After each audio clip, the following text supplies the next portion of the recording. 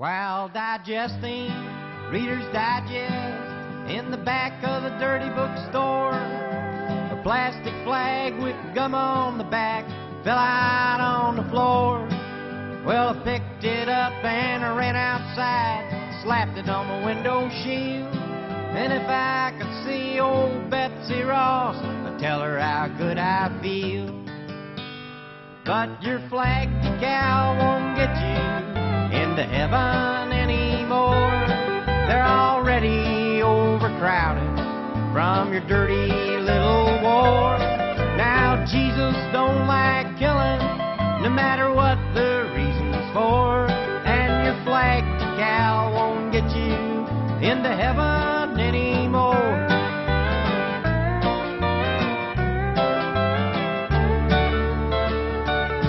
Well, I went to the bank this morning and the cashier said... Now, today we're concluding this first section of the course where we looked at and developed a way of thinking about modern history, looking at the Great Transformation socioeconomically, its links to increased energy use, and this little conceptual device that I've coined called the bloody triangle of modernity, the interplay of the rise of a state, a modern state, this particular ideology of nationalism, and something called the international state system.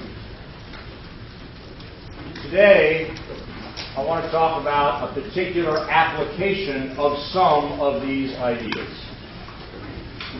I want to ask the question, why did we do it? Now, I'm not going to answer that question today. I don't imagine that historians will start arguing about the answers for that question for a very long time, if ever.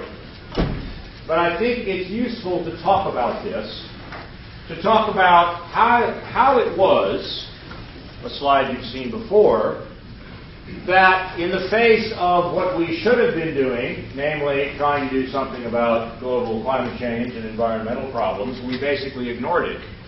And instead, we went out and relentlessly shot ourselves in the foot in a manner very similar to what the entire European continent did beginning in 1914. At the height of our power, it seems as if we threw it all away. How is this explained? How do you think about it? What we're trying to do, another way to put it, is explain the March of Folly, taken from the title of a famous book by the late Barbara Tuchman, who defined folly as, quote, a refusal to draw conclusions from the evidence, an addiction to the counterproductive. So why did this happen? Why did we go? And why did we stay? I'm going to talk mostly about the first, and I'm not going to say much of anything about Iraq itself. I'm looking exclusively today, we're going to look exclusively today at the structures, political, economic, cultural, in this country that may help us explain our penchant for relying on military force to the exclusion of other possible instruments. So let's ask the first question, why did we go? This question, in turn, has to be divided into two parts. The first is, well, why did they say we needed to go? And the second is, how else can we explain this disastrous decision? So let's take those one at a time. So, what they said. What did they say?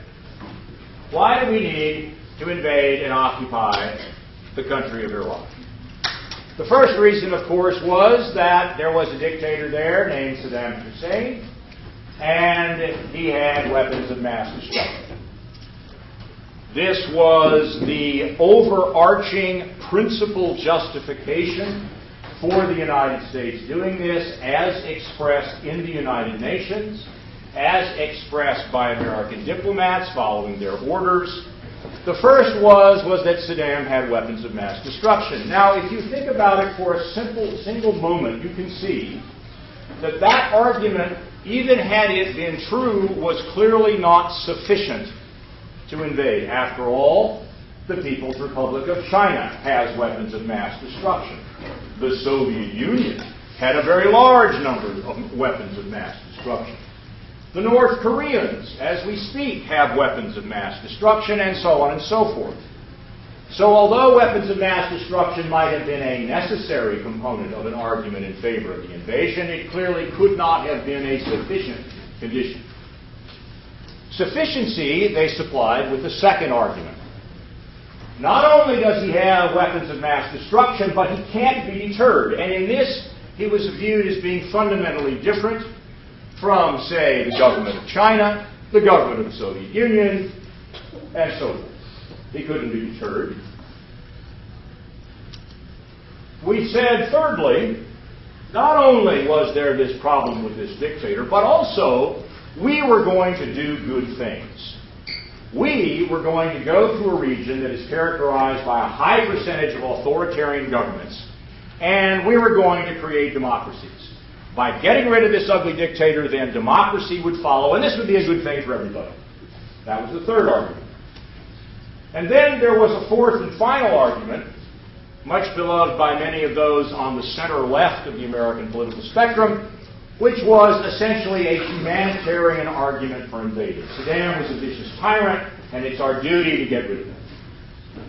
These were the arguments of what they said. These arguments can best be summarized this way. Pinocchio. The obvious fallacies that Homer can enlighten us about. First, there were no weapons of mass destruction. There had been before the first American Gulf War, before 1990. Saddam Hussein did indeed have weapons of mass destruction, poison gas in particular. But we now know, and many people thought at the time, he had gotten rid of that in the aftermath of the first Gulf War, so there were no weapons of mass destruction.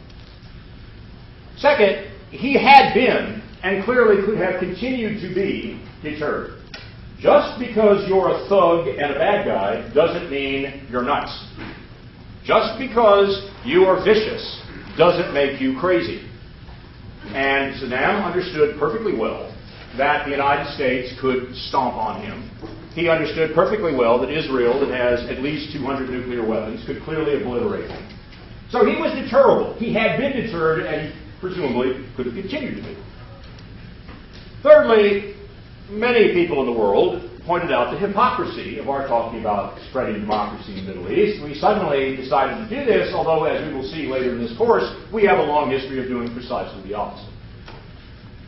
That's true in many parts of the world, and it is certainly equally true in the Middle East, in the major oil countries, as we will see later. Then, there is an old saying, be careful what you wish for. And we'll touch on this as well. To spread democracy in the Arab Muslim world is not necessarily going to generate countries that like the United States a whole lot more, given our foreign policy in the region.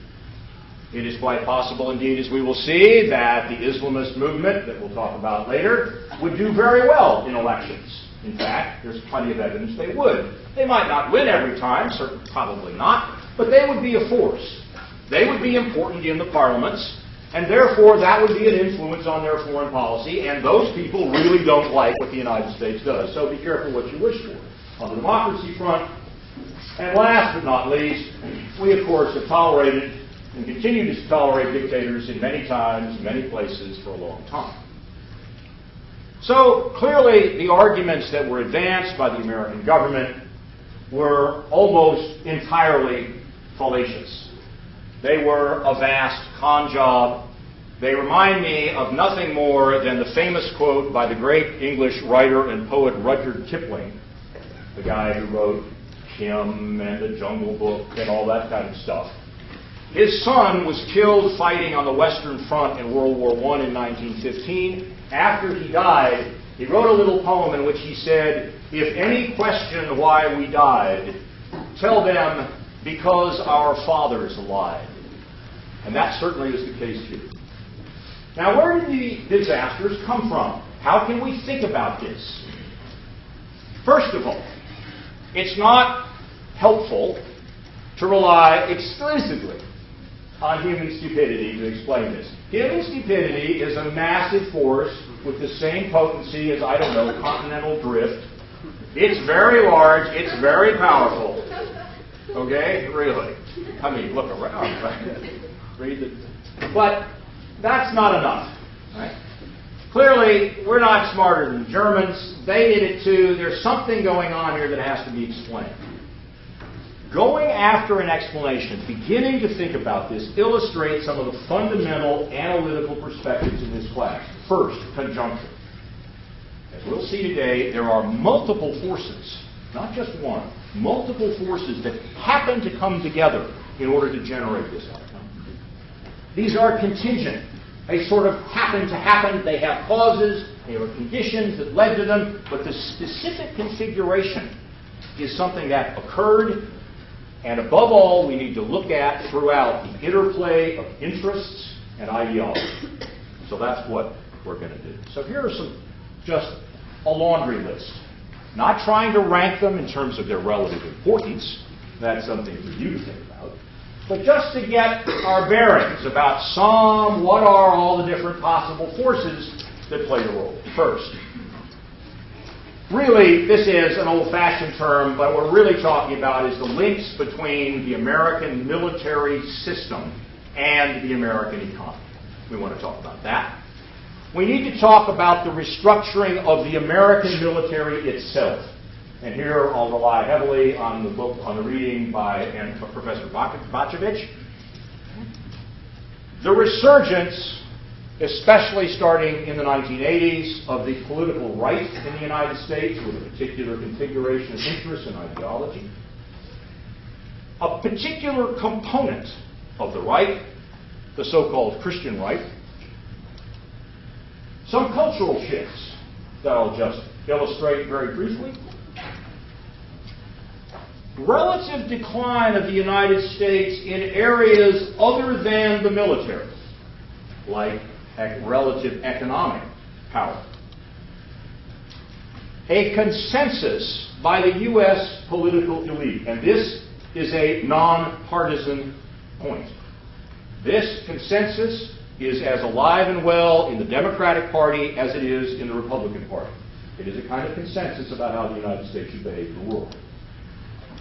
There was a specific electoral strategy involved in this particular war. Something that, taking a leaf from feminist scholars, I would call the politics of nervous masculinity. And last but hardly least, oil. All of these, I think, played a role in getting us into these quagmires that now suck blood and treasure out of this country. So let's talk about military patriotism. What is this about? Here's the nature of the problem. The problématique, as the French say. We're trying to explain the economic structural supports for a large military machine. In other words, last time we looked at that slide about the dog that did not bark from the Sherlock Holmes story. Every other big war the United States has fought, when the war was over, we demobilized the troops. We did that after the Civil War, World War I, World War II, but we didn't do it at the end of the Cold War. Why not? It's one thing to say that's what happened, but why? How do we explain this? What kinds of arguments can be advanced? We need to talk about that. Now, military Keynesianism is, however, a more specific kind of argument. Not just that there are economic structural supports for this, but rather that somehow the economy needs military spending in order to maintain aggregate demand, in order to foster economic growth. That's the hypothesis. Now, I'm something of a skeptic on military Keynesianism, although certainly not a skeptic about economic structural underpinnings for explaining the dog that did not bark. But this is only one particular kind of argument. The problem here illustrates conjuncture.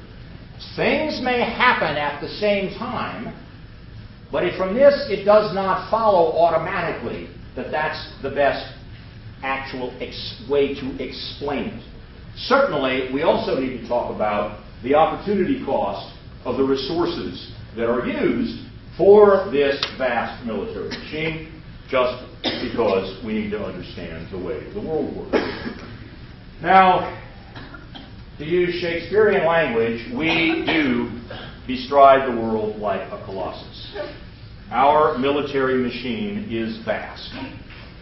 A couple of maps and a few graphs, we need to do some maps and some graphs and some numbers, I think will be adequate to make this point. First, if America is an empire, it is a peculiar empire.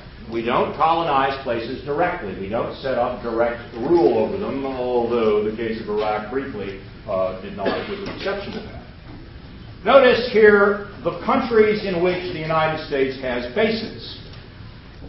It's probably the case today that the only other country that has bases outside of its current internationally recognized national frontiers is Russia.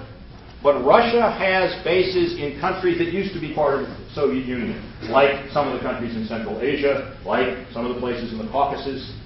Okay? Chinese don't have bases outside of China. And certainly nobody else does, but we have bases. We have some 730, we think, we'll say why I have to say we think in a minute, bases around the world. The Pentagon has divided the world into things called CINCs, C-I-N-C. These are commands, and notice this word up here. It's always crucial in political economic analysis to pay very close attention to the language that people use. Responsibility. In what sense do we have this responsibility? Why do we have this responsibility? Who gave us this responsibility? What are you talking about? And notice what we have here. We have these commands all over the world, including here.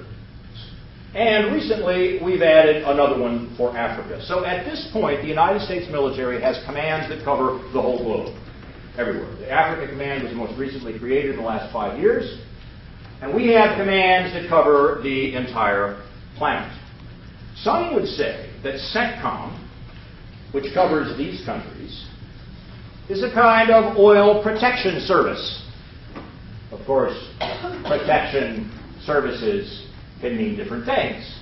It can mean we provide protection in the sense of security companies provide protection. Or it could be protection in the sense of the organized criminal activity of protection rackets. Right? You have to decide just exactly what protection means. Here's where we have bases in the CENTCOM region. Each one of those little stars shows an American base of one sort or another. And notice that we have, to put it mildly, quite a few here in this area where there is so much oil. We also have, of course, bases over here related to Afghanistan.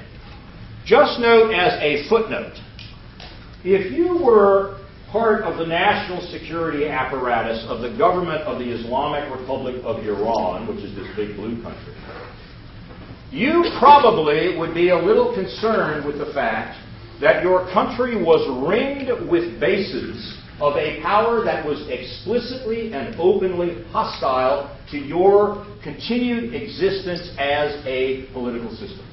This could make you paranoid and could be an inducement for you to seek ways to counter that, which always happens in international relations, and to find deterrents of your own to persuade, to kind of provide yourself with some protection. We'll return to that when we talk about Iran later. Now, how much, if you look at military spending in the world, the numbers for 2009 are only now being released, but they're not going to be very different. And here we have in excess of $700 billion.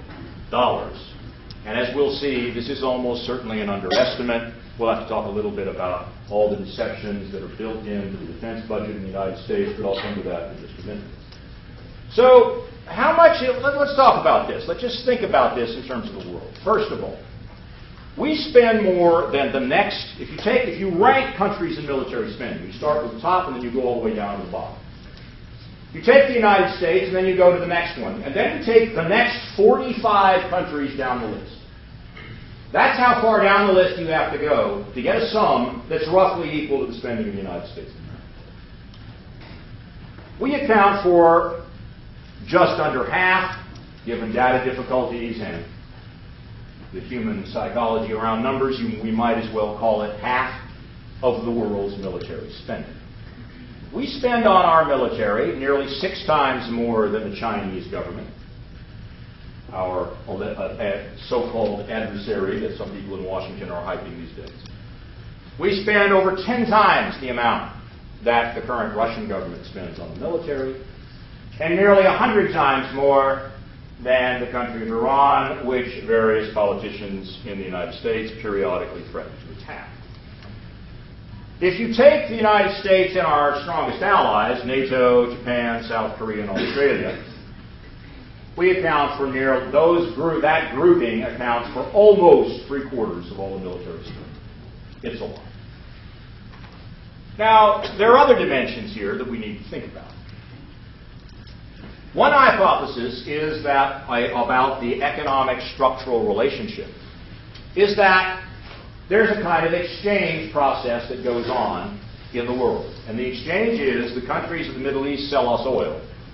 And in exchange for that, we sell them guns. We do this. The United States accounts for well over half of all the so-called military arms sales to countries everywhere in the world. So clearly this is a huge thing. It's big. But now, okay, it's big. It's all over the world. What are the structural features that undergird it? Now, American military spending hasn't been constant as a percentage of gross national product, which is the best way to think about it. I mean, it goes up and it goes down. This shows in total spending in real dollars, and it's pretty much what you'd expect. In wars like the Korean War or the Vietnam War, you get a big surge. You wonder, what was this about? Well, we'll talk about that, the upsurge in the 1980s. And then, although there's a little barking by the dog, a little light barking, not much, but there was some decline in military spending. And then it's been going up ever since the last couple of years in the 1990s. Here's what it looks like in a more recent time frame. We can see how the Iran and Iraq wars helped drive up U.S. military spending in this picture. Who gets it? Well, because of the strength of the Army, the Navy, and the Air Force are roughly similar in terms of their political clout. 1, 2, the fact that the Army has a huge number of people. The Air Force has many fewer, but has very expensive technology. You get this kind of rough balance among the services in terms of who gets the money. This, however, is a much more interesting statistic. If you look at the relative budgets of the Pentagon compared with the State Department, you can see that the State Department is dwarfed by the Pentagon. This matters. Diplomats think differently. Diplomats are thinking about ways of trying, at their best, trying to find ways to avoid war. Military guys don't like war any more than the rest of us. In fact, often less, because they've actually experienced it firsthand. But their training and their interests as a bureaucracy are to think about always the military side of things. So if you have this kind of imbalance, you have a kind of imbalance inside the policy-making process. This is neatly and sadly illustrated with this example. Here's President Obama talking to General McChrystal, who was commissioned to write the report about what to do about Afghanistan. And here is retired General Eikenberry, who is the current ambassador of the United States to Afghanistan. So first thing to notice, 2 generals. But one in uniform, one in civilian clothes. This guy is now a State Department employee. In setting up and creating information about what to do about Afghanistan, McChrystal had a disproportionately large amount of resources at his disposal relative to Eikenberry. Just like that previous slide shows, right?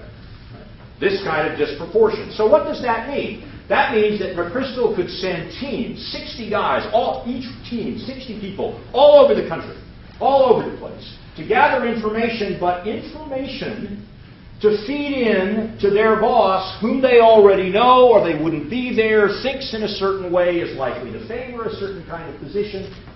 Whereas Eikenberry, who has a very different view of this, and basically clearly is on the record as having opposed the recent escalation for political reasons, he thinks it won't work. He had many fewer resources, therefore was much less able to argue effectively with this man in front of this man. You also have to read the fine print. U.S. federal budgets are not the kind of thing to go out and, do just for fun. They're tedious, they're complicated. There's a thing called the international affairs budget. So you think, well, that helps explain, now we know the international affairs budget, that'll tell us how much the United States spends. But it's tricky, right? Look down here. Here's a little slice of the pie. What does it say? Military. Now this illustrates another point. Military spending is not to be found only in the budget of the United States Department of Defense. It's there, to be sure. But there are lots of other places. And it's given different names. And sometimes it's classified. So it's not really part of public debate, and on and on. So there are lots of issues here.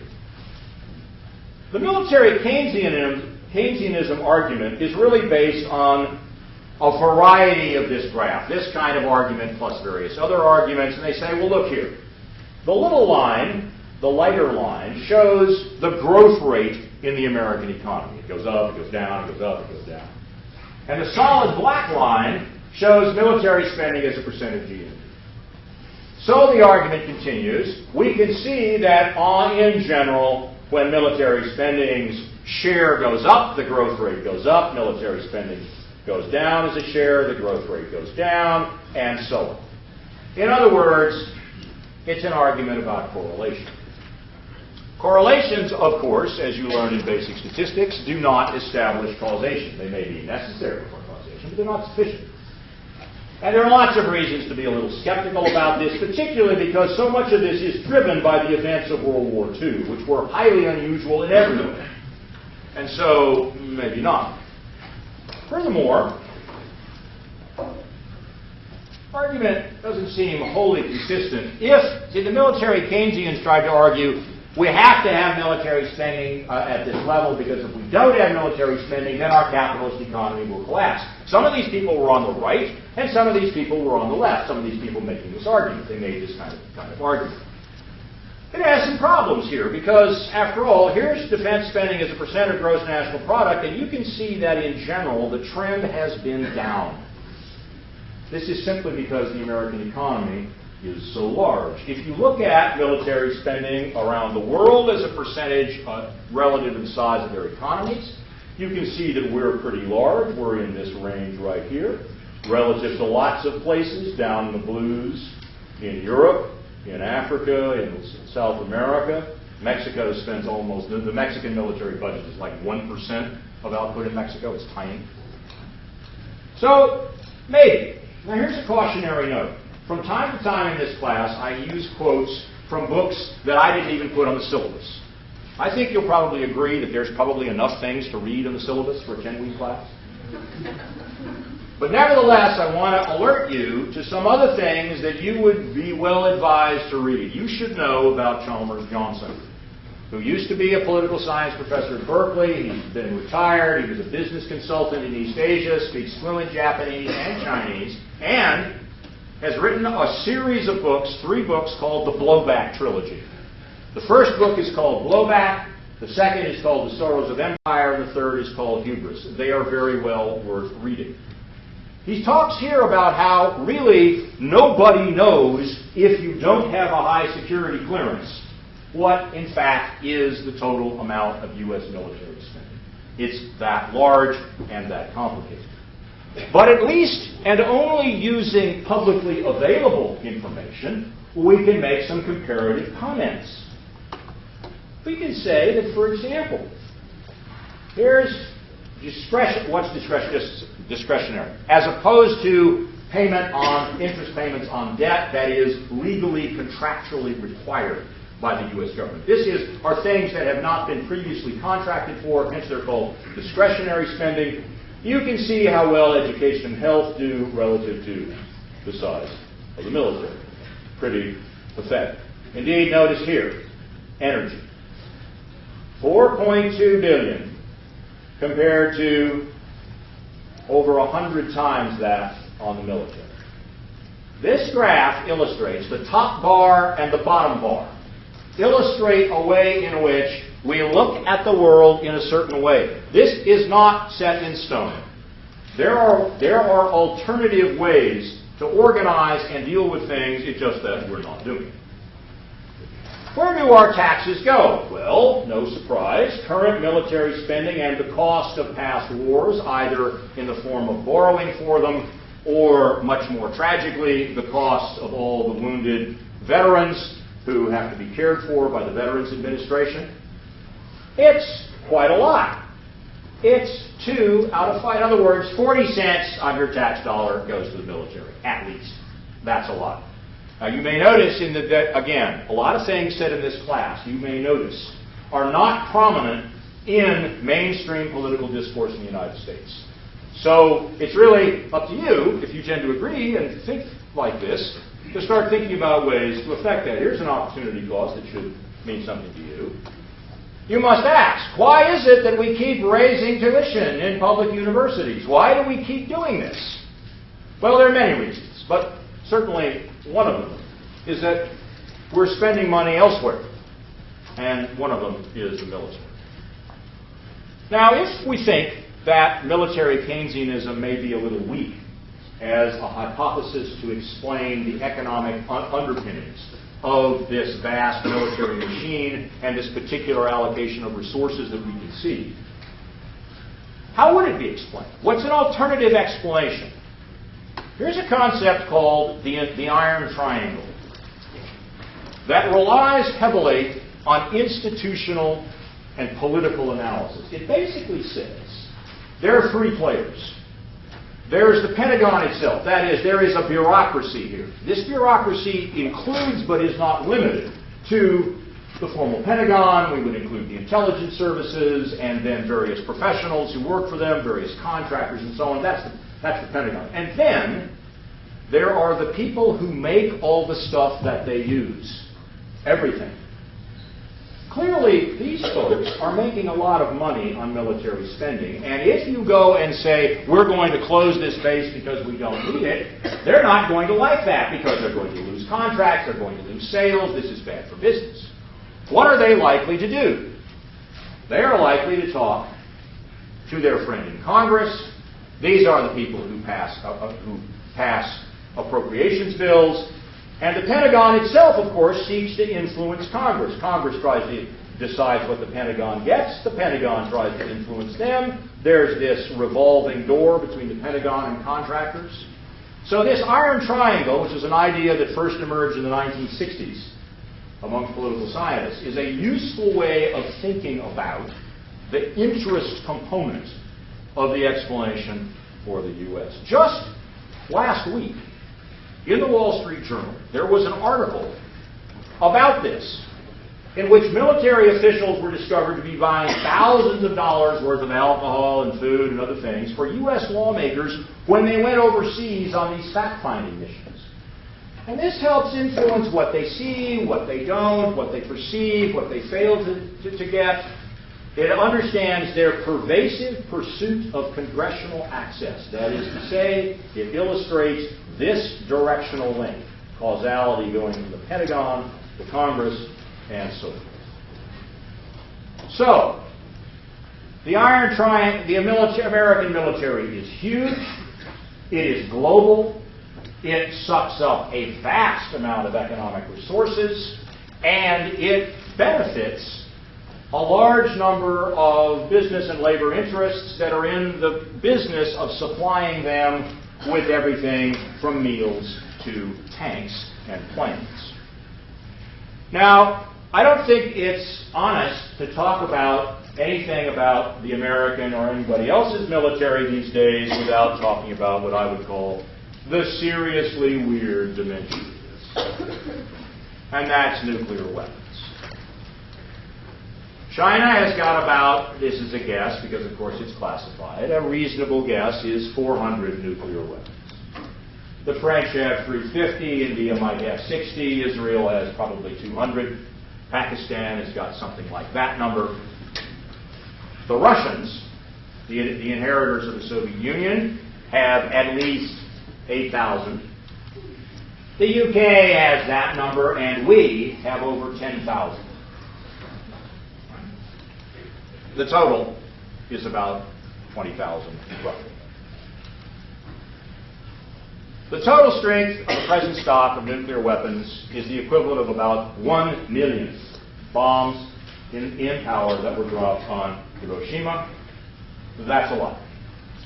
Way back in the year I was born, in 1946, Albert Einstein summed it all up, that we've unleashed this power, but we haven't changed our modes of thinking, and this is the problem.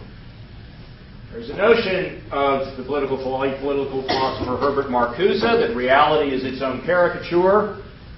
This wasn't this month, 1009. There was a celebration of the American internment. This is really very strange. Extinction, you may remember, is forever. As Homer would say, the wheel is turning, but the hamster is dead. The extinct dodo bird, harbinger, anyway. Now, there is some good news here. That is that Obama at least made a speech in Prague in April of 2009 proposing talks which have begun between Russia and the United States, making proposals to cut arsenals by about 90%. This is good. And the question, of course, as always is, will they do it? That's President Medvedev, Prime Minister Medvedev on the left, Obama on the right, of course, and that's the question. Okay, so the first component of war and the American predilection towards war presumably has something to do with having a very large and effective military machine, very well connected politically, that is undergirded by major economic interests. But then we have to think about the military itself. The post-Vietnam Officer Corps sought to rebuild professional autonomy and the collective status of the U.S. military, which had been seriously damaged during the Vietnam War, and in this they were highly successful. They basically said, all of them had served in Vietnam as officers, and none of them wanted to see this again. One of the components of this is the all-volunteer army, and there was a strategic vision based on not paying a lot of attention to what actually happened in Vietnam, and instead saying, look, we're just going to have a deterrent power that nobody will do anything with. Now, there's a problem here. As Gacevich says, beginning in the 70s and the 80s, if you want, as a bureaucracy, to rebuild yourself, you need resources. But why do you get them? Well, there is the Soviet Union. But most Soviet specialists understood how weak the Soviet Union really was, and in particular how conservative in the formal sense, meaning not willing to rock the boat very much, they actually were. But that wouldn't do as a way to sell military spending, so the Soviet other provided a kind of explanation. Then there was a strategic component of this. It was basically blitzkrieg. The idea basically was that the United States should be so strong and so powerful that we could do the same thing that the Wehrmacht of the Germans did on the Western Front at the beginning of World War II, just crush any opposition, roll right over them, something that a lot of the American military thought had been refurbished by the Israelis, and we could do this. And that was the idea. So the question is, the detective's question, cui bono, to whom the benefit of this spending? In fact, the Warsaw Pact and the Soviet Union during this period were highly cautious. They were most unlikely to disturb the status quo in Europe. Of course, they would prod and poke and do things. But this wasn't very probable. In the 1980s, in the run-up to the 1980 election and thereafter, there was this constant talk about the imminent threat of attack into Western Europe by the Soviet Union. This was totally delusional. It was as delusional as the notion that Saddam had weapons of mass destruction and could not be contained. And so you have to ask yourself, how is it that we keep getting these wholly delusional arguments that are presented, that are accepted, and that then get implemented in U.S. policy? Well, among others, certainly not the only group that benefited from this particular policy stance, but certainly the U.S. military was part of it. Let's talk about the all-volunteer army that started in 1973. Until that time, the U.S. Army had a core of professionals, of course, always. The U.S. military in general did. But the bulk of the enlisted people in the military came from a military draft that had been instituted in World War II, and it was continued throughout the Vietnam War era. The whole notion was citizen soldiers, large-scale mobilization and demobilization. That was the basic political idea. There were some problems with this in the 1950s, and Vietnam sort of broke the back of the idea of a draft army. There was large-scale popular opposition to the war. There was violence inside the military, lots of it. And there was also, here's a conjunctural phenomenon. There are things going on inside the army.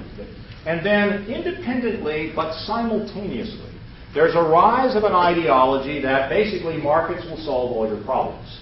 It's called neoliberalism. For example, Milton Friedman, one of the great economists, Nobel Prize winner, who advocated markets as a solution to everything, was one of the major proponents of an all-volunteer army. So you get multiple strands. Again, this is typical of explaining historical phenomena.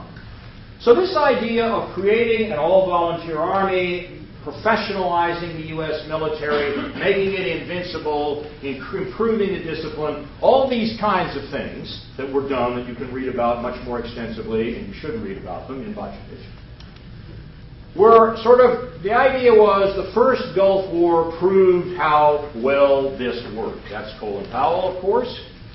And you think about it, no wonder the United States crushed Saddam Hussein. The United States military had been designed to fight the Soviet army, the Soviet military, which was gigantic, huge, millions of men under arms. Maybe not as well led as our military, but they were gigantic. And they had nuclear weapons, and they had tanks, and they had a history militarily of fighting people like Napoleon and Adolf Hitler. These guys were serious. So if you want to take them on, you have to be equally serious, and you have to get a very powerful military, and then they go poof. But guess what? The entire power of that spear designed to fight this giant gets turned on a third world country like Iraq, which had come off of a brutal 8-year war with a bigger country that was its neighbor and had been profoundly weakened as a result. Well, no wonder we crushed it. So this looked like a professional vindication of 15 years of very, very hard work by the officer corps, and it led to something called the Powell Doctrine, named after General Powell. The idea being, we should only use the military under two conditions. One, that there's complete and overwhelming popular support in the United States for it, and two, that we use all of our force to stomp out the enemy right away. Right? We've always got that force. So, in other words, no long, lingering, politically contentious fights anymore. Now, of course, that didn't exactly happen in the first decade of the 21st century. But that was the plan. That was the idea about this. So the first Gulf War looked like a vindication of arms. And this is also very typical of history. It looked very good. But the political consequences were hardly entirely favorable to us in the region, as we'll see later on. In the 1990s, Bacevich sums it up pretty well, that the military wanted to be highly esteemed, lavishly supported, but rarely used. That was the basic idea. We also have to, though, think about not just interests in the sense of, first we looked at economic interests, then we looked at, if you like, organizational interests, the interests of the officer corps, the whole organization of the U.S. We also need to think about ideology. we need to think about how people thought about this, and there are lots of different levels that will do this. But first, there's something called strategic theory, kind of ideas about the military in the world. The first is this principle that the only acceptable outcome is you knock the enemy out right away. This works very well with state rivals. If you're dealing with another state that doesn't have nuclear weapons, there is no question that the United States could easily overthrow any government in the world, militarily, no question. The problem is, of course, what happens next? And the problem is, secondly, what do you do if the people fighting you are not members of a state at all? What do you do then? That's a different problem.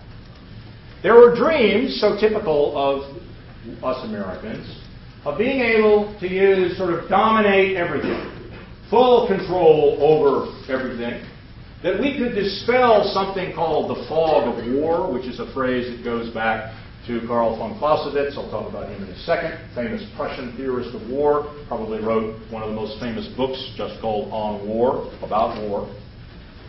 There's a history in this country of, alas, and not just us, but we're talking about America today, a history of paranoia and exaggeration. We've already touched on that a couple of times. Exaggerating the nature of the Soviet threat in the 1980s, for example. But there were earlier things, and the Democrats did this just as much as the Republicans, exaggeration of threats from elsewhere in the world. Then there's a kind of mindset, a kind of mode of analysis. Think of it as the mode of analysis used in economics. Rational choice. People are rational, they make rational choices, and we can analyze things that way. In short, we are talking what I christen Thomas Edison mind. This perspective that technological solutions, thinking rationally, is the solution to everything. Now there's this vision of omnipotence. This kind of notion that with all of our technology, we can provide information so that people on battlefields know everything there is that is necessary to know all the time. This has a name. It's called the Revolution in Military Affairs, RMA. And the idea is there are guys here running drones. Here's a guy with all this communications gear as well as high-tech weapons with infrared sights, and you can see at night, and all this, all things designed to greatly expand the amount of information available militarily. The most recent form this takes is the reliance on unmanned planes to go shoot at people. Delusions in the human species rise in exhaustion. Here's General Tommy Franks, who was the commander of the American invasion of Iraq, saying, in the future, we will have the kind of Olympian perspective Homer had given to his gods. In terms of Greek mythology, this is an almost perfect statement of what the Greeks called hubris, the kind of arrogance that then inevitably leads to downfall. Because the world, in fact, doesn't work like this. Something that Clausewitz, pictured here on the right, understood perfectly well. He had a famous saying in his book, war is an extension of politics. If you get the politics wrong, no amount of technology can correct your political error. Doesn't matter. We can roll over countries. We can occupy countries. But then what happens next? What happens to the politics? What happens subsequently is critical in understanding this.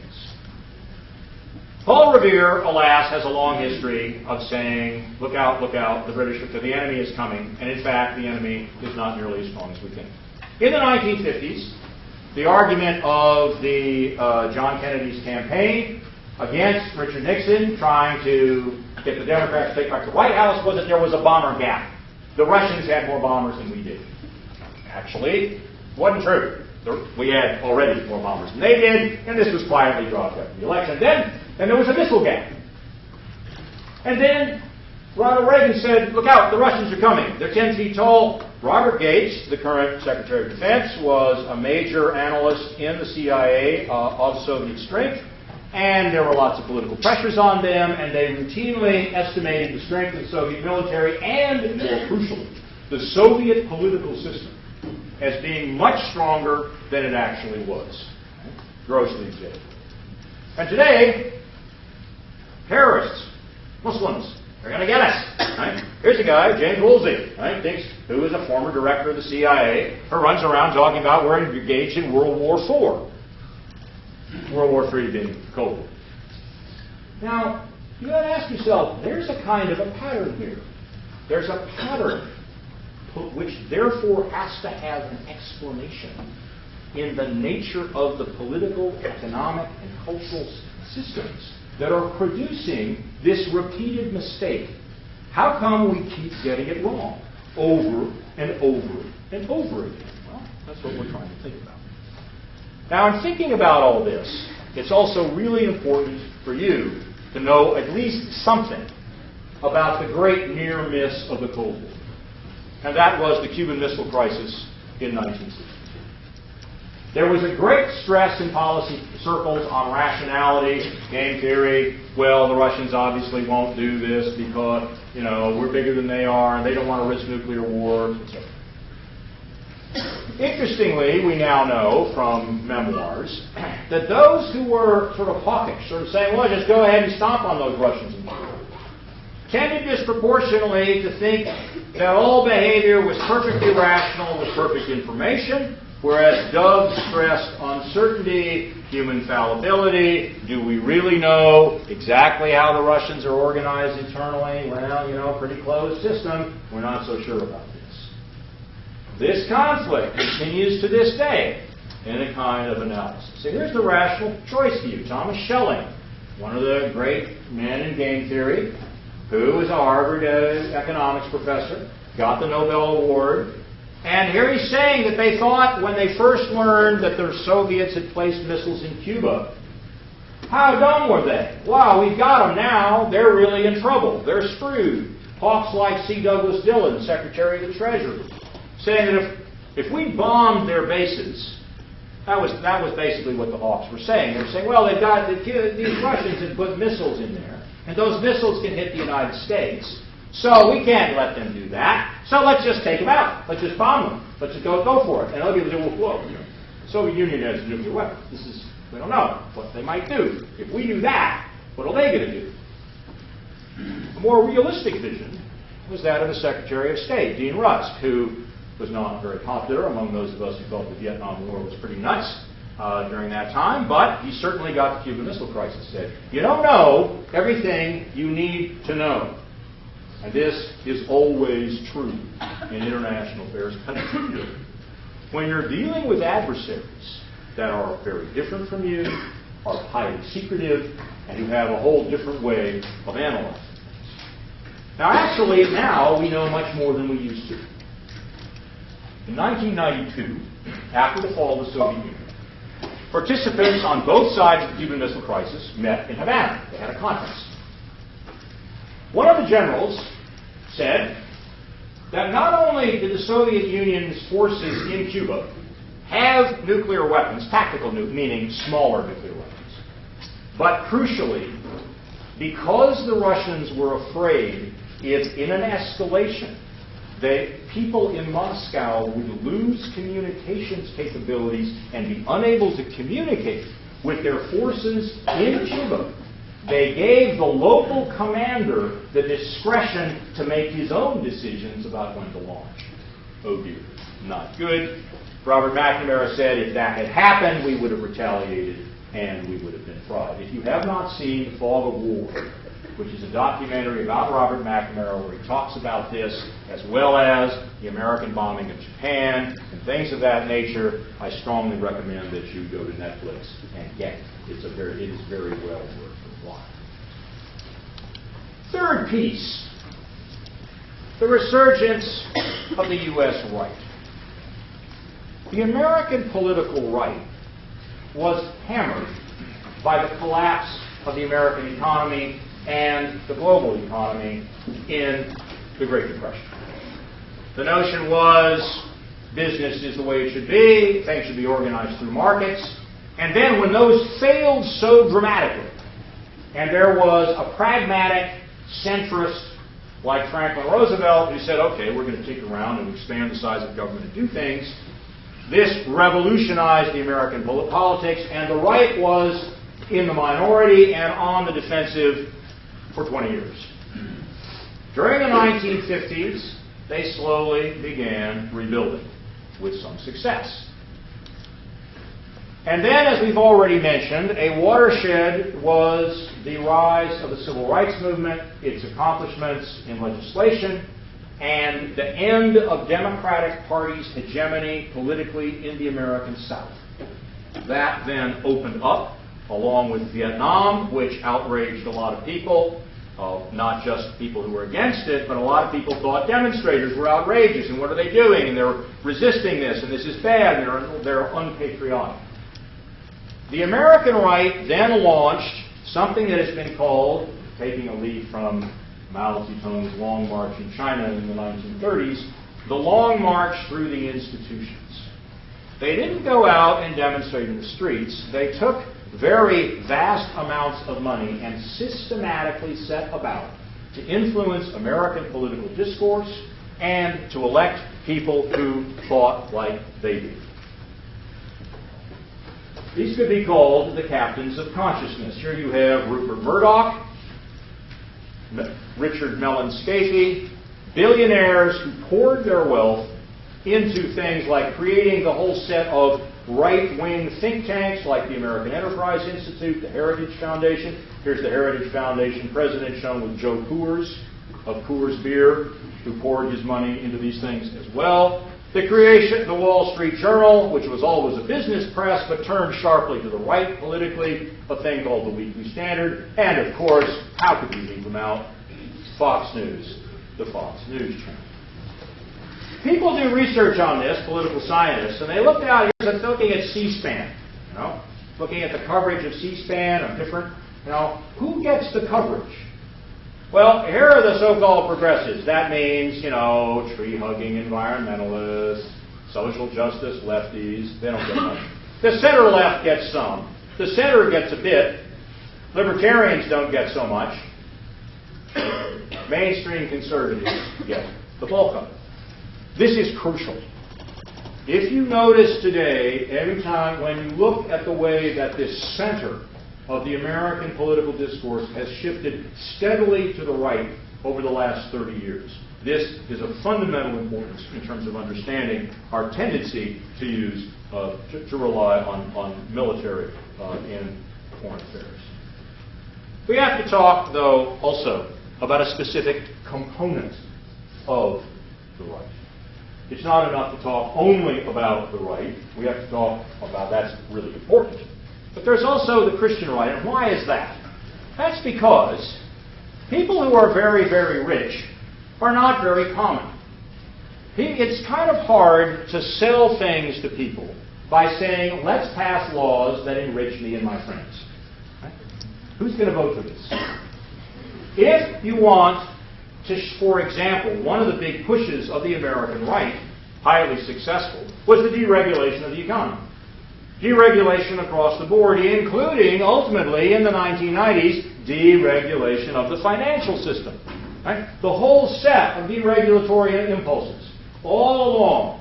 Right? It started before the 1980s, but this long push. Now, one of the things, you can make arguments about this, intellectual arguments, economic arguments, but if you look at it, you think, well, are we going to pass laws that are going to enrich the already rich? This doesn't sell well.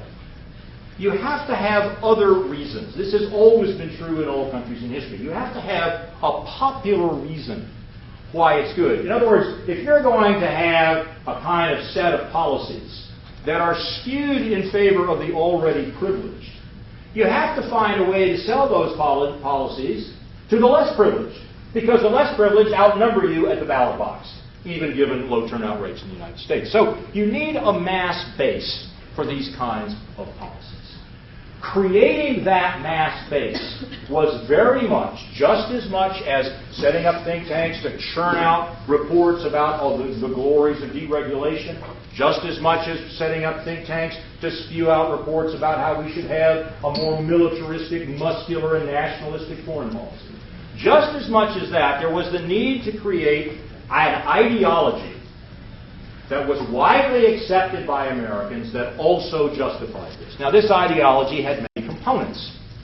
One critical component was provided by something called the Christian right. We have to talk about a trial that went on way back in the 1920s in Tennessee and what the consequences of that were. Basically, what this did was humiliate a whole group of people in the United States who withdrew from politics for a generation. But then they began to return. And there were a number of things that facilitated their return to mainstream political discourse. First, one we've already looked at very briefly. And that were those geographical shifts, themselves underwritten by large-scale oil consumption. The rise of the Sun Belt, the exurbias outside, and then those folks were organized and mobilized by something people call political entrepreneurs who found a way to get people together and mobilize them so that they would be more willing to go out and vote in the right way. There is a way in which, this is something that, again, people in California, particularly on the coast of California, tend to know relatively less about. Trust me, as somebody from another part of the country, you need to learn about this. There is a way in which apocalyptic religion today in the United States continues to be in the service of a fairly bellicose nationalism in the United States. It's a threat. It's still there. It's always been there. It changes its form. It's unlikely to go away, but we need to know about it in terms of developing our understanding. There's a specific part of it that's germane to the Middle East, something that rather oddly called Christian Zionism, that influences directly the United States policy towards the Arab-Israeli conflict. So let's talk about this. What are the dimensions of power of the Christian right? I mean, politically. Well, first of all, roughly 40% of Americans, if you ask them, like the Gallup poll does, and they ask everything in the Gallup poll, maybe 2 out of 5 Americans describe themselves as evangelical Christians or born again in some kind of sense. Now, before the 1980s, as I mentioned, evangelicals were typically not mobilized as such politically. Plenty of them participated in politics. They had lots of different kinds of politics. And as I think I mentioned, at different phases of American history, evangelical Christians have played very different roles politically. They were, as I mentioned, critical in the rise of the abolition movement, the abolition of slavery. They were important in the whole push behind prohibition of alcohol. They were critical in support of the civil rights movement. But they were also then mobilized in the 1980s, by the 70s and especially the 80s, by political leaders on the right of the American political spectrum, which also, by the way, has historical precedent. But in this case, this is what we're concerned about. But before the 80s, they weren't mobilized. This changed dramatically with the rise of an explicitly political so-called Christian right. Let's talk about the Scopes trial. What was this about? A guy named John Scopes, high school teacher, biology teacher in Tennessee, taught evolution in his classroom. For this, the locals did not thank him, and they dragged him to court on the grounds that there were laws against this in the books in Tennessee, and it pitted William Jennings Bryan, who was an evangelical Christian and who was the American Progressive Movement's candidate for president in the election of 1896. He talked about farmers and workers of America being crucified on a cross of gold. So there are ways in which evangelical Christianity has been, at different times in American history, a force supporting ordinary people in this country, but things weren't like this more recently. So it pitted him against the famous defense lawyer Clarence Darrow, who was an agnostic, as attorneys. Scopes was convicted. Bryan took the stand as a biblical scholar. Darrow shredded him.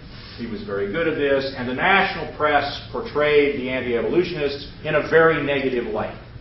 In other words, they were sort of nationally humiliated. This did not do anything to slow down the anti-evolution movement at the local level.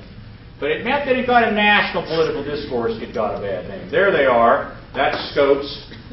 There's William Jennings Bryan, and there's Clarence Darrow, and here's H.L. Mencken, the famous acerbic, cynical American newspaperman who did so much to publicize and shred anti-evolutionists. But let's talk about today, just so those of you at Santa Cruz know what the rest of the world looks like. I'm not making this up. All this comes from the Gallup poll. Half. 68% of registered Republicans, as queried by the Gallup poll, say they don't believe in evolution, and 40% are Democrats. When then the Gallup pollsters go on to say why, overwhelmingly they say religion. You've got the slide on e-res if you want to check it all out. This has not changed much over time. Here we've got a graph going back to the 1980s. It wouldn't matter if we went back to the 1880s. It wouldn't make any difference. You've got something like this. Notice the percentage. No, not much change. Right? Well, here's a Never on Sunday slide. Belief in evolution by church attendance. Well, people go to church once a week. Nearly 3/4 of them don't believe in evolution. People more split, seldom never, no big surprise there. But this, of course, we care about. We care about the two major political parties in the United States. It is striking that 2/3 of registered Republicans do not, people who will say they are Republicans, pollsters, don't believe in evolution. This could matter to policies of all kinds, as you'll see. Then there are the sun belts and this migration that we talked about. And what this has meant is an increased reflection in national politics of the attitudes of the South. It's that southernization of America that Kevin Phillips has written so eloquently about. Some think that these dispersed housing communities, I mean, if you have to drive 75 miles to get to your job every day one way because you live so far outside of Dallas, it may turn out that after a while you kind of long for community, and these churches are extremely good at providing a sense of community to people. So national beliefs, different beliefs, something like this, literalists, various notions.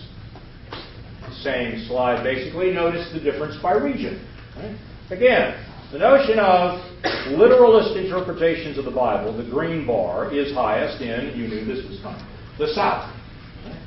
It's bigger there. So the southernization matters in terms of changing this. Now, beliefs are one thing. You notice that slide about over time, not much change. That's always been there.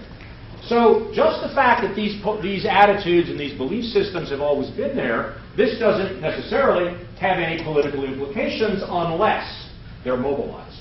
They have to be mobilized, and they were, by political operators, starting with the late preacher Jerry Falwell in Virginia, starting in 1979, increasingly became part of the Republican Party base, and they were very enthusiastic.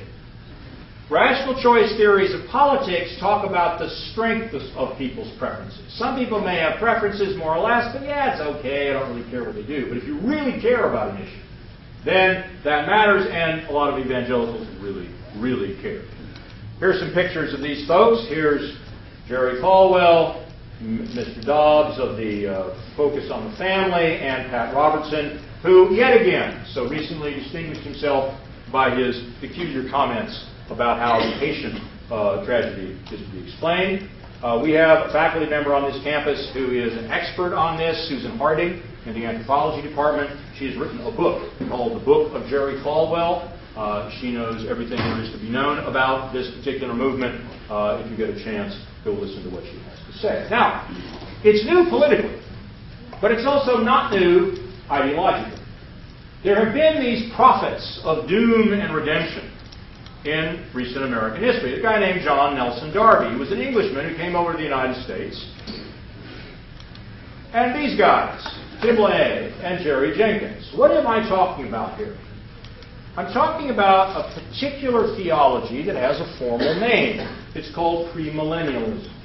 What is it, and why do we care? In this great transformation taking place in Europe, things are falling apart. There's a kind of disintegration of things. You know, we've talked about this a lot. We'll talk about it more.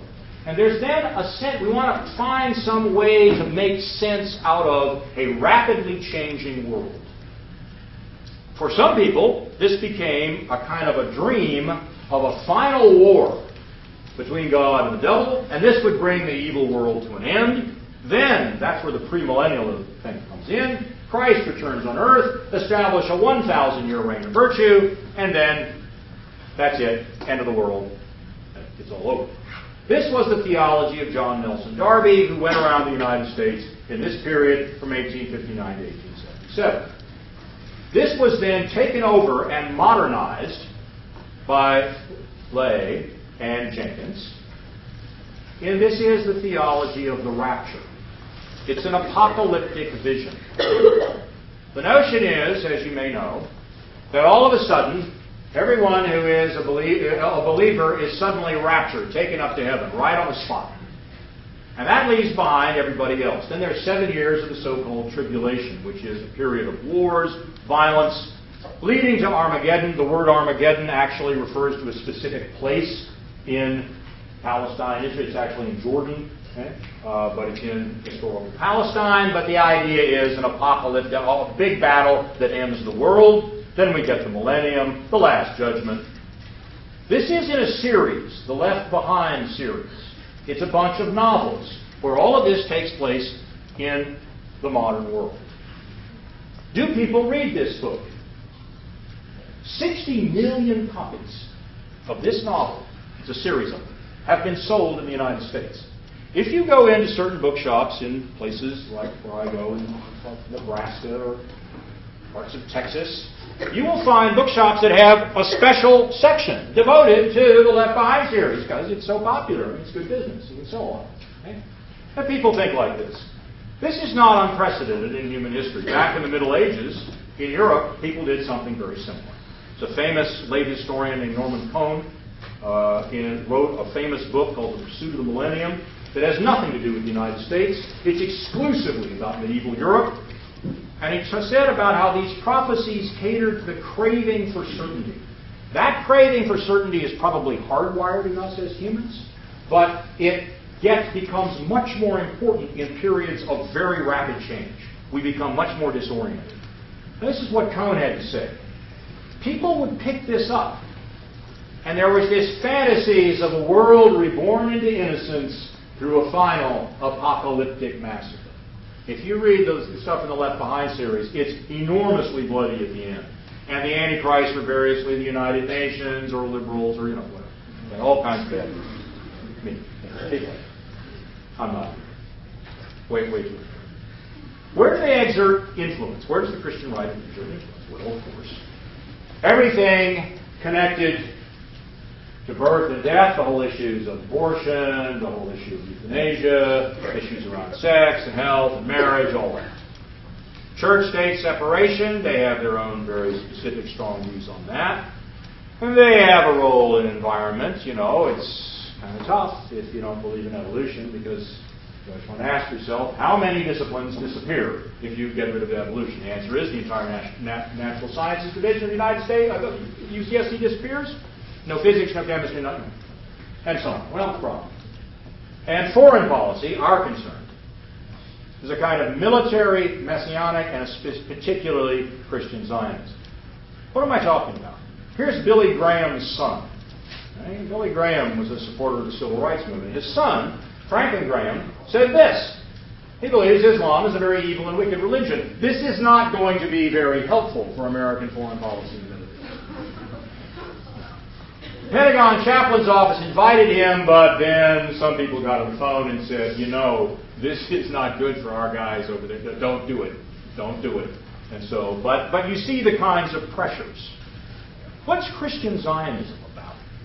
I mean, Zionism, I said earlier, is really, I think, best thought of as Jewish nationalism, a kind of ethnic nationalism that emerged, like other ethnic nationalisms, during the late 19th century in Europe, with a number, of course, of specific features. So what have Christians had to do with it? Well, this particular theology thinks that one of the signs of the oncoming rapture, the way that the world's getting ready for this big apocalypse in which ultimately virtue will triumph, Christ will return, and it will be the second coming, is the emergence of the state of Israel.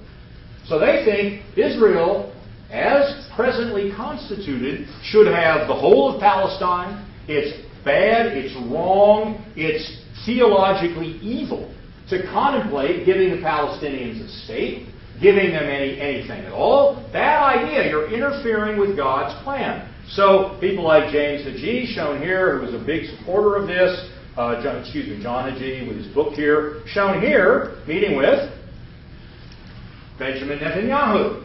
Because the Israeli political apparatus, particularly the right wing of Israeli politics, is quite cynical about this. They, to put it mildly, are not believers in the rapture. This is not part of their worldview. But, these guys will help them out inside the U.S. Congress, no problem.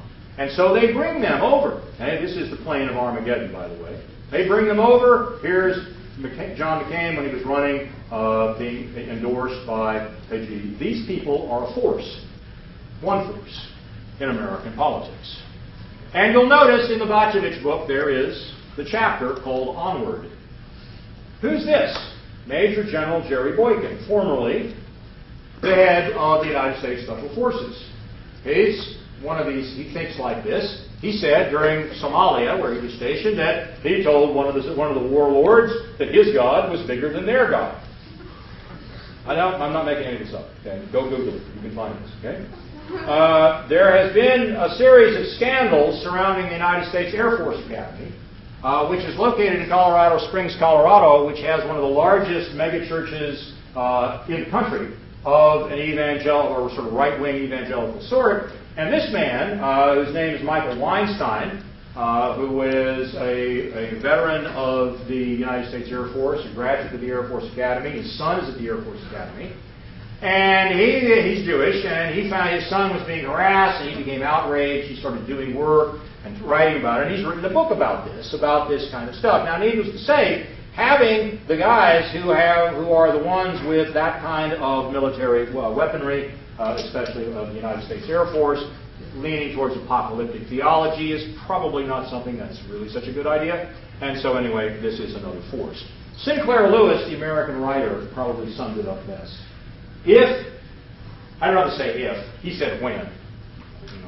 I'm really an optimist, really. He said when, it'll be wrapped in the flag and carrying the cross. This is actually true of fascistic movements. They all look differently.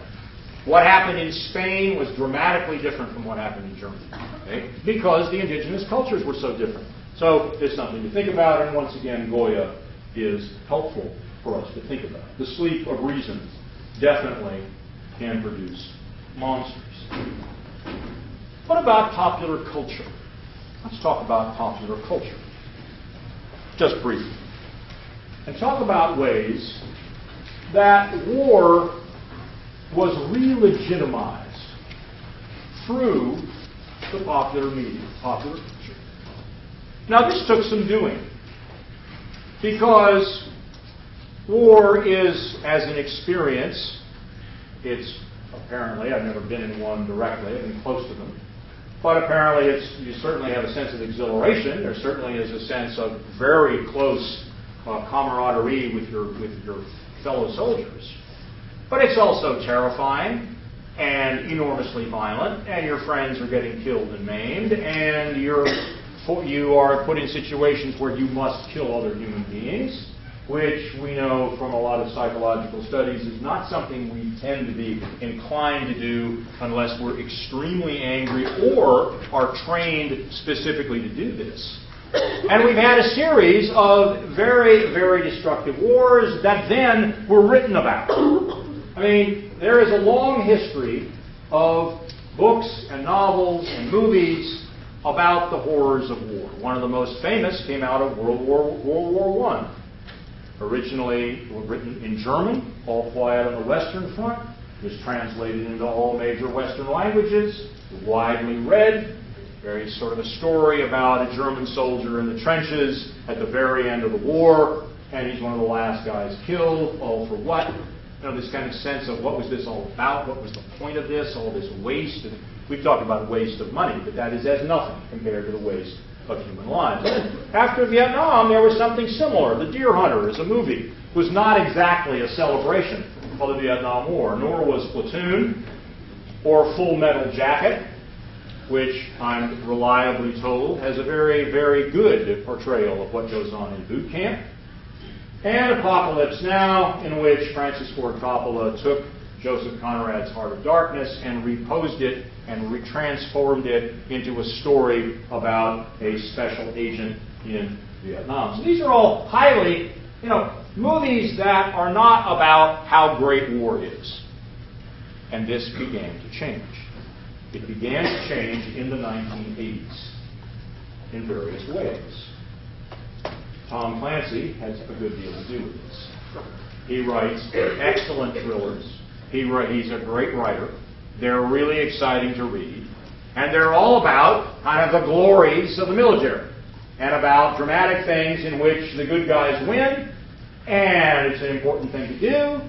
And because he could write really well, they also made really good movies, and so movies get made, and they star Sean Connery, who's very sexy, and and so on, right?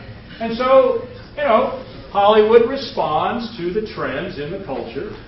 It's complicated. It both makes culture, but it's also responding to it. And there's this notion, of course, that, war is cool. There's Sylvester Stallone, it's before they did drug testing on athletes. Right? Still get steroids really easily in most gyms. And Tom Clancy, and of course, we have Tom Cruise in Top Gun. Again, these movies sort of saying war is good, good guys, machoism. Okay, now, the great English playwright Oscar Wilde once said, life imitates art. Right? People talk about art being an imitation of life or not. People saying, well, actually, he said it's the other way around. Life imitates art. I think Oscar Wilde had a point. Here's Tom Cruise, pretty decent actor, looking really, and here we have. This was a movie made in the 1980s. This is in 2003. So I'd say score one for Oscar Wilde. Right? Life imitates art. You get a photo opportunity, and I could go on, but I won't. You get the kind of general idea, the way in which there is more of this. Now then we have this turning back away from sort of cultural, ideological components back to the interest side. It's good to think a little bit about relative U.S. decline. There's a notion that has been developed that I mentioned before about a shift in America from the empire of production to the empire of consumption. What are they talking about? They're talking about a shift in U.S. history in which, as we've seen, at the end of World War II, the United States' industrial capacity and accomplishments was unsurpassed anywhere in the world. We had the world's greatest industry across the boards. Inevitably, when you're that large and other people begin to industrialize and get better at it, your relative weight shifts. If this goes on long enough, then the newcomers become more powerful in terms of industry than you are. This is exactly what happened between England and Germany in the 19th and early 20th century. This kind of gradual way in which German industry, which starts off way behind England, becomes increasingly powerful. Now, this is not over yet. There are a lot of American industries that do very well, but relatively, many more are doing better. Additionally, Americans have become an empire of consumption. We still have economic growth, but we don't supply any of the savings that are used to fuel this.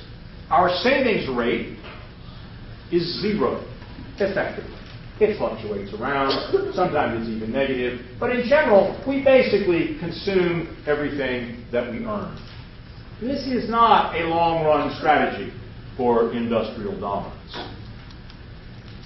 Global economic shifts, consolidation of the European Union, and of course the rise in Asia, particularly of China. Now these things are always uneven. And just because the Chinese economy is so powerful, from this it does not follow, underline does not, that there need be direct conflict between the United States and China. This is not necessary. However, it has happened historically in the past that rising industrial powers, when they're dealing with declining industrial powers, so that mixture can be very difficult to manage diplomatically, and therefore that's something that's worth looking at.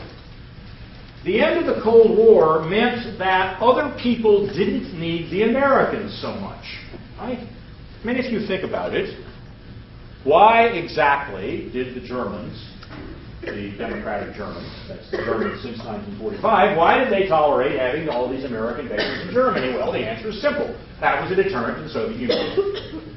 The Soviet Union has gone away. So what do the Germans need this now? Answer, the more and more Germans are giving, we don't. We don't really need this. And so it goes. Lots of countries don't really think that they need this. So there's less of a need for the United States than a lot of countries are thinking, and as our dominance in, let's say, things like certain industrial sectors decline, as our dominance educationally declines, we're still okay, but it's shifting. Increasingly, the only thing that remains is military dominance. And this, again, has some historical parallels. The British Navy continued to rule the waves all the way up to World War I. It was a near-run thing with the Germans, but they still were a little bit better at it.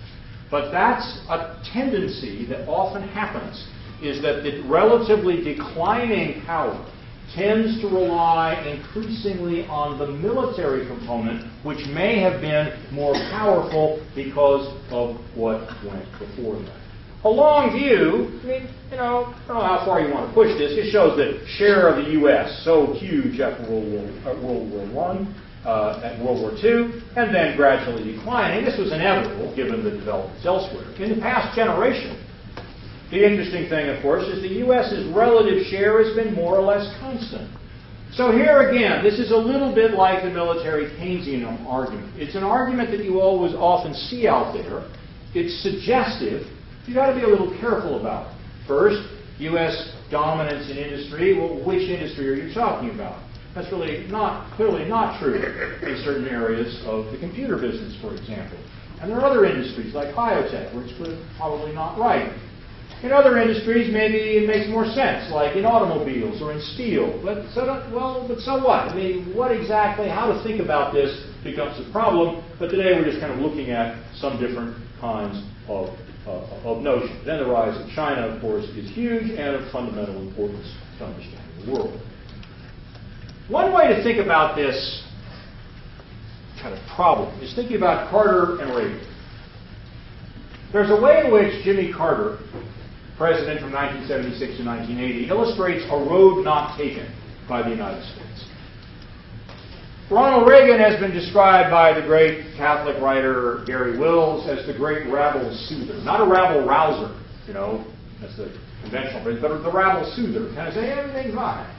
It's just fine. What are you talking about? Consequences both for energy use and for militarism, and it is very interesting to notice how they went together. Here's Jimmy Carter. He argued this in a presidential address.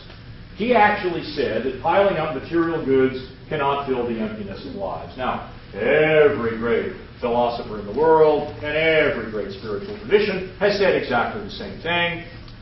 He argued the greatest threats to U.S. democracy were not external to the U.S., but internal, because of our penchant for extreme positions and defending them no matter what, refusal to compromise.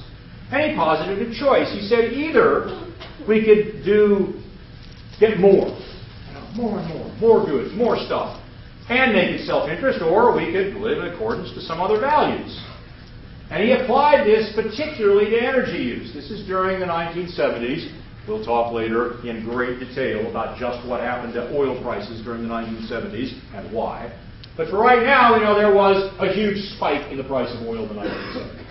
And so people were freaking out, and they were saying, oh my goodness, what are we going to do? And so one of the approaches was essentially conservation. Let's use less of it. And you know what? If we do use less, we'll be okay. It's not like we really need to do this. Carter said we can do this. We can keep going after more, consume more and more energy, and mistake all these things. Notice, in 1979, a path of constant conflict. Maybe Jimmy was on to something. And of course, the American electorate embraced him with enthusiasm. He was crushed in the election of 1980. The blue shows the states that voted for him. The red shows the states that voted for Reagan. Americans don't like this message. But you know what? These kinds of messages, whether we like them or not, may have some importance for us over time. So that's the road not taken, illustrated by these two pictures. Right. Jimmy Carter held a press conference and put solar panels on the White House. A kind of a symbolic gesture, a way of saying, look, we have wars in the Middle East, we have oil price increasing first in 1973 by 400%, then from a higher base doubling in 1979. This is a problem. We should do something different. Well, how about we try solar energy? Let's do that. That's one thing we can do. We have to do a lot of things. He gave a presidential address where he deliberately wore a sweater, saying, it was in the wintertime, in Washington, saying, you know what? We don't have to keep the thermostats at 72 Fahrenheit all the time. We could turn it down. You can actually wear clothes to keep warm. This is possible. Could be done. Right? So he made these kinds of symbolic gestures, which is what good political leaders do. Ronald Reagan made a very different kind of symbolic gesture. He had the roof redone. Didn't look good. And he deliberately did not replace the solar panels. You know, that's California hippie. So there he is. What did he say? He told us things that we wanted to believe. Now, in this he was not hypocritical. He himself almost certainly actually believed these. And one of the reasons he was so popular is we wanted to hear what he had to say. He said, it's morning in America. That was his phrase. Things are just beginning. Right? Don't talk about American decline. Oh no, we're doing just fine. He said, that's a quote, we must decide that less is not enough. Less is not enough. These things go together. Make connections. This is what we've got to do. What were the consequences? Greed is good. A movie of Gordon Gekko, Wall Street, in that era. Defense is not a budget item. That's what they said. No, too important. And then the notion of Star Wars, the notion of missile defense. We could become invincible through technology. We wouldn't have to worry about politics. And we could do what we want and just go on consuming our way into happiness. So there was that. Seventh feature. The mind of the American political class. Whether on the left or the right of the mainstream political spectrum, there is a consensus that the United States should go forth and shape other people's political systems because we are the good guys, as I mentioned in the lecture on American nationalism. There was a particularly weird thing called dual containment, that I'll talk about in a moment. It was a kind of idea about foreign policy in the Middle East that emerged during the Clinton administration. We'll talk about that. Here's William Pfaff, he's been commenting for 50 years. He's a realist, an anti-utopian, a Roman Catholic. He said, I think the American government has become institutionally a war government. Finds its purpose in waging war, and this is, to be a re-elected president, you need a war. Right? I don't know that I would go as far as William Pfaff, but it's worth thinking about. Let's look at the left of center view of the American political class, and then at the right of center view, to get some sense about this consensus. First, the left of center view. Neoliberalism. In the 1990s, thanks to the collapse of the Soviet Union and other phenomena that we don't have time to talk about, there emerged a thing called the Washington Consensus in economic policy circles, which has many features that I'll mention in a moment. But basically it said, markets are the solution, the state is the problem. The difficulty was that over time, as you tried to change economic policies in countries, you ran into problems of the way the government worked. You ran into issues of what became known as governance questions. There is also a lot of advocacy of human rights, which is very potent on the left. This was fueled by the experience of the genocide in Rwanda, the violent nationalism and massacres that took place in the former Yugoslavia, and this led to support for military intervention on the left of the center of the American political perspective. Here's one economist's take on what the Washington Consensus economically would look at. Basically, you'll notice it says rely on the market, get rid of, deregulate, markets are good, make the shift. But as I said, implementing these reforms was hard. There were all kinds of vested interests, there were vested ideas, there were local difficulties, and so increasingly you got the intrusion of so-called multilateral, really Western, organizations like the IMF and the World Bank in economic management. And this, when you think about it, was a reduction in sovereignty of those governments. Well, once you start encroaching on people's sovereignty in one way, you know, it's like the drunk in the bar. You take one drink and you're okay, but then you go on to the next, and the next, and the next, and by the 17th drink, they're on the table. And so there's this idea, there was a kind of logic in which on the left, sort of left of center, you begin, and the economic ideas are shared on the right. The idea is you go in and you deregulate, but then they resist, so that's not good for them. You know, they're resisting, and it's really just a small group of people in those governments. The mass of their population would greatly benefit. So you get a notion of if these reforms were implemented. So the reduction in sovereignty then becomes the notion, you can see how this goes, the people would be better off of those countries if they didn't have that sovereignty.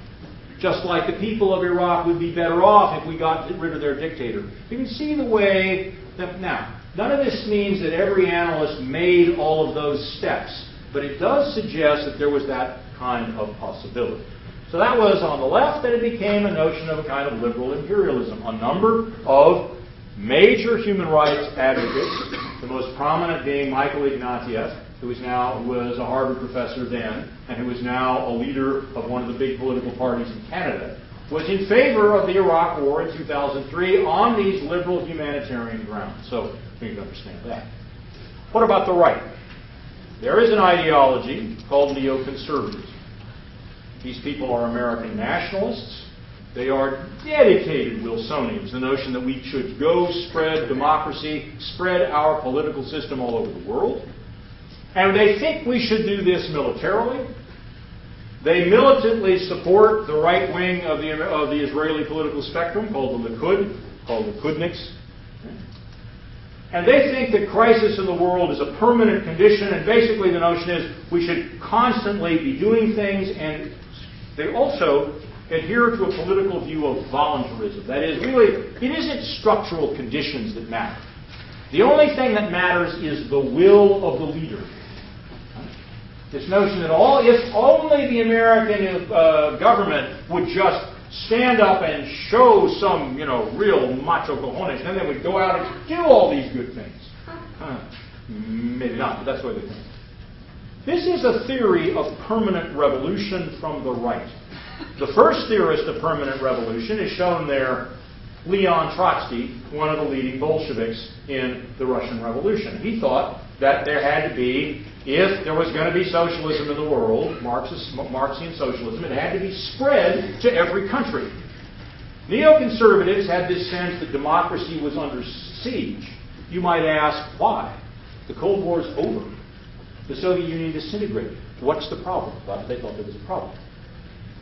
They believed in the necessity of constant conflict, spreading U.S.-style governance. This term neoconservative is a profound misnomer.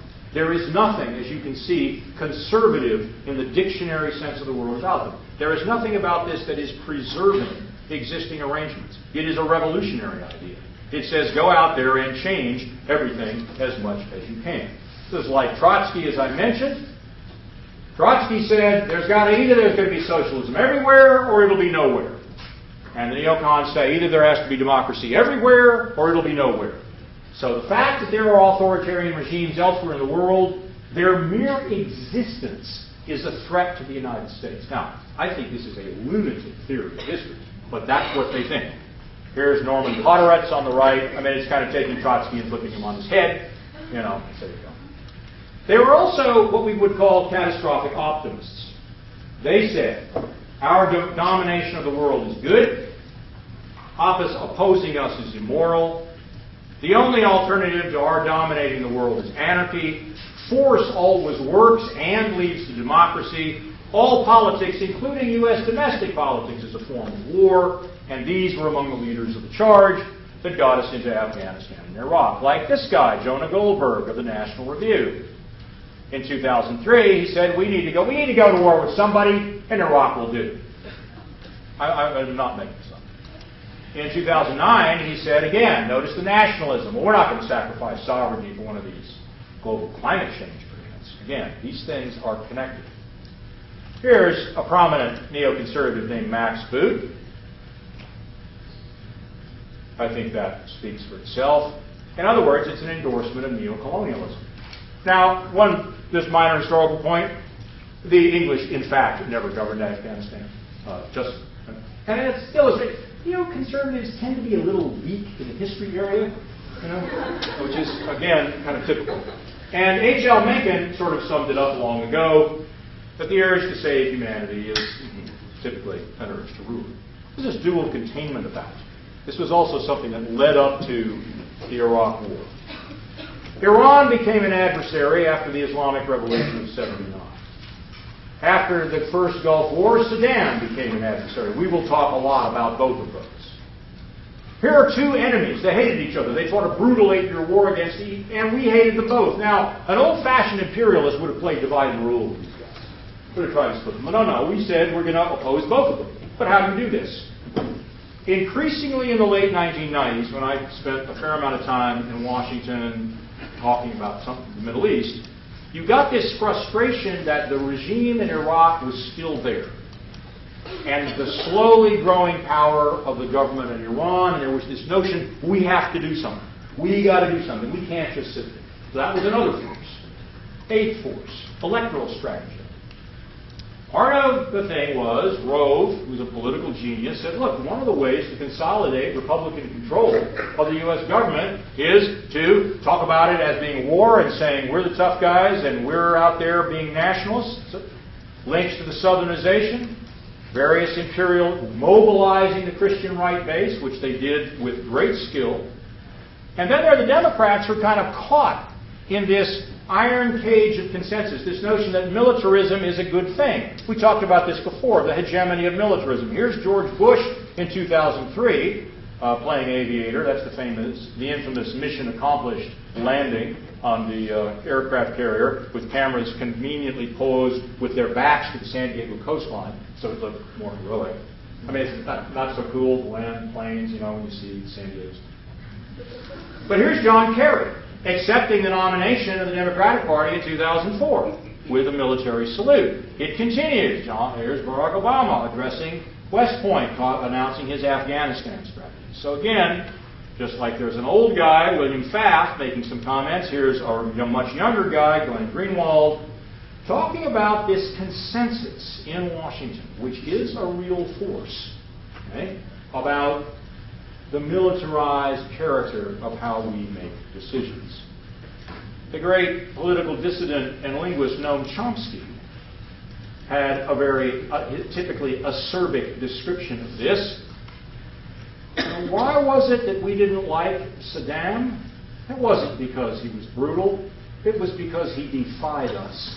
And just like if you're the capo di tutti capi, you don't want to tolerate guys who make you look bad. You make sure that you get rid of them. And so there's this notion that it has to be stamped out. That's another ideological component. Very briefly, Rambo, gender wars. There's some good books about this that you can look up. All of these things matter. George Lakoff is really good about it. In short, we've known for a long time that James Madison was right. War is an enemy of public liberty. It is an enemy of solvency. It is a big problem. The last thing we have to talk about, though, is oil. But why oil? Blood for what? For projections of future demand and supply? What exactly is the national interest on oil in the first place? Is it the price? Is it the security of supply? How do you know what security of supply means? Are we afraid that countries that defy us might get rich? Is that what it is? Your answer depends on your theory of the state. How do you think the American state functions? It depends on what you think elites think about the way the oil business works. Your answer depends on what you think about the political economy of oil, which is what we'll turn to starting on Thursday. Have a good day. But your flag decal won't get you into heaven anymore. We're already overcrowded from your dirty little war. Now Jesus don't like killing, no matter what the reason's for. And your flag decal won't get you into heaven anymore.